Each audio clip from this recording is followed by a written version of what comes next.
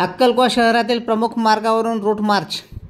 अक्कलकोवा police ठाण्याकडून प्रमुख मार्गावरून route march काढून शक्तीप्रदर्शन केले.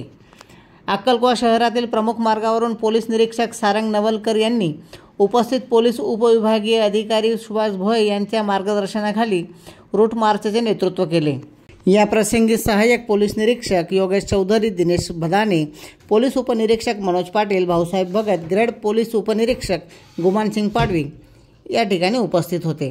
बंदोबस्त प्रसंगी गृहरक्षक दलाचे पर्यवेक्षक अधिकारी विपुल शिंपी हे देखील उपस्थित होते.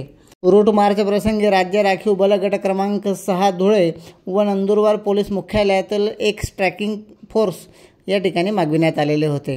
तसेच गृहरक्षक दलाचे 60 जवान महिला पुरुषांसह या ठिकाणी उपस्थित होते. रूट मार्चची सुरुवात अक्कलकोवा पोलीस ठाणे या ठिकाणाहून करण्यात आली.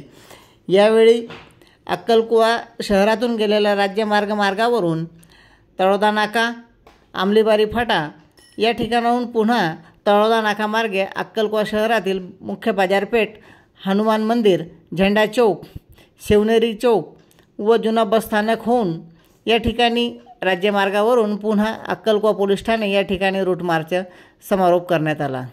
रूट मार्चचे नियोजन यावेळी गोपनीय शाखेचे अंमलदार सुनील पवार व हजेरी मेजर व गोपनीय अंमलदार कल्पेश कर्णकाळ यांनी काम बघितले.